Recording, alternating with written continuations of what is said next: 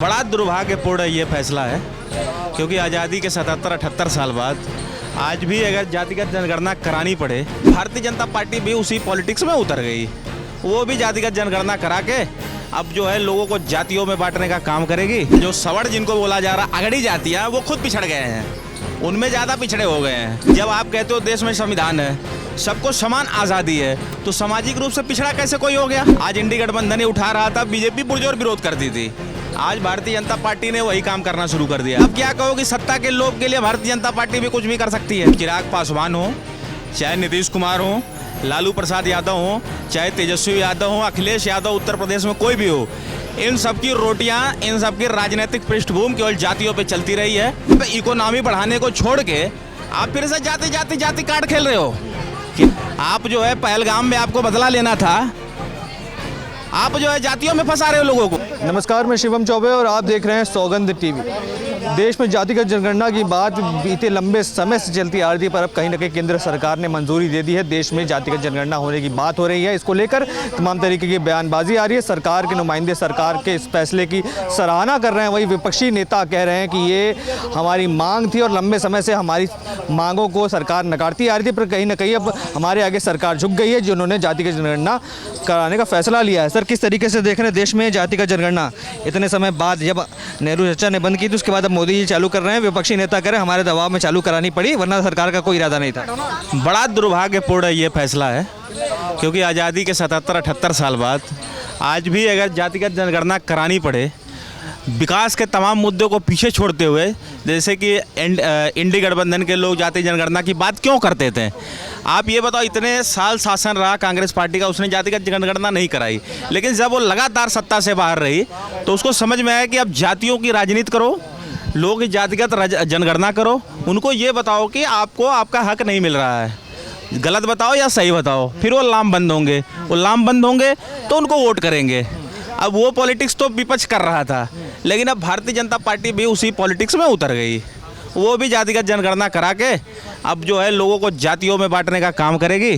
बांटने का, वो तो कह रहे हैं कि हम जातियों को चिन्हित करेंगे, जो पिछड़ी जातियां हैं, जो विकास नहीं कर पाई इन सालों में, कहीं ना कहीं उनको बढ़ावा मिलेगा, उनको आरक्षण मिलेगा, उसी हिसाब से तय होगा ना। आप थोड़ा सा समाज में जाओ, घूमो, देखो, आजकल जो सवर्ण जिनको बोला जा रहा अगड़ी जातियाँ, वो खुद पिछड़ गए हैं, उनमें ज़्यादा पिछड़े हो गए हैं। आप कौन सा आंकड़े से उनको पिछड़ा बता रहे हो? आप पहले तो ये आंकड़ा तैयार करो, आर्थिक आधार पे आपको आंकड़ा तैयार करने चाहिए। जब आप कहते हो देश में संविधान है, सबको समान आज़ादी है, तो सामाजिक रूप से पिछड़ा कैसे कोई हो गया? सबके पास समान अधिकार है, तो आप आर्थिक आधार पे करो ना। जो भी आपको करना हो, कोई भी सर्वेक्षण करना हो, आर्थिक आधार पे करो। तो अगर जातिगत आधार पे जनगणना हो रही है तो फिर ये बड़ा दुर्भाग्यपूर्ण है। चाहे आज इंडी गठबंधन उठा रहा था, बीजेपी पुरजोर विरोध करती थी। आज भारतीय जनता पार्टी ने वही काम करना शुरू कर दिया। तो आप क्या कहो कि सत्ता के लोभ के लिए भारतीय जनता पार्टी भी कुछ भी कर सकती है। सत्ता के लोभ की बात करें, कहीं ना कहीं भारतीय जनता पार्टी की भी सहयोगी दल काफ़ी समय से ये मांग कर रहे थे कि जातिगत जनगणना होनी चाहिए। चिराग पासवान उन्होंने से बड़ा नाम है, युवा चेहरा थे, बोलते थे देश को ज़रूरत है जातिगत जनगणना की, और वो आज बहुत खुश हैं, कहते हैं कि सरकार ने मेरी बात मानी और मैं चाहता हूँ कि ऐसे ही सरकार होनी चाहिए देश के अंदर। देखो, चिराग पासवान हो, चाहे नीतीश कुमार हो, लालू प्रसाद यादव हो, चाहे तेजस्वी यादव हो, अखिलेश यादव उत्तर प्रदेश में कोई भी हो, इन सबकी रोटियां, इन सबकी राजनीतिक पृष्ठभूमि केवल जातियों पे चलती रही है। इन्होंने उत्तर प्रदेश और बिहार को बर्बाद करके रख दिया था। लेकिन अब उत्तर प्रदेश में माननीय योगी जी के नेतृत्व में जब वहाँ सरकार बनी तो उत्तर प्रदेश विकास के रास्ते पे चल पड़ा। लेकिन बिहार आज भी जो है, आज भी बिहार के लोग जातियों में बटे हुए हैं। उनको जातिगत जनगणना करा के आप क्या दे दोगे? आप बताओ। आप बहुत करोगे, सरकारी नौकरियों में थोड़ा सा आरक्षण बढ़ा दोगे, इससे उसमें सरकारी नौकरियां कितना होती है? सरकारी नौकरियां एक सेकंड बीच में नहीं बोलते हैं। सरकारी नौकरियां, हमसे आपसे डिबेट नहीं हो रही है, मैं यहाँ अपना बयान दे रहा हूँ, आप अपना दीजिएगा, ठीक है? देखो, सरकारी नौकरियाँ सीमित हैं, 1% लोगों को भी सरकारी नौकरी नहीं दी जा सकती। मुश्किल से सेंट्रल और स्टेट मिला के 2 करोड़ भी पद नहीं है। तो आप जातिगत जनगणना करा के केवल लोगों को बांटने का काम करोगे, चाहे कोई भी पार्टी हो, किसी को कोई लाभ नहीं होगा। आपस में लड़ाई होगी, हर आदमी धरने पे बैठेगा, पासी अलग धरने पे बैठेगा, वो सवर्ण वो अलग बैठेगा, यादव अलग बैठेगा, कुमार अलग बैठेगा, कहेगा मेरा बस यही होना है, क्योंकि सबको सरकारी नौकरी दी नहीं जा सकती। और आप आज़ादी का 78 सालों तक अगर कुछ नहीं कर पाए पिछड़ा वर्ग के लिए, SC ST के लिए, तो दुर्भाग्य है। आप आज भी 78 साल बाद चाइना देखो, चाइना जो है 20 ट्रिलियन डॉलर की इकोनॉमी है, हम 4 ट्रिलियन डॉलर में घूम रहे हैं। ऐसा नहीं इसमें मोदी जी का ही दोष है, पूर्ववर्ती सरकारों का भी दोष है। तो आप इकोनॉमी बढ़ाने को छोड़ के आप फिर से जाति कार्ड खेल रहे हो। क्या होगा भारत का?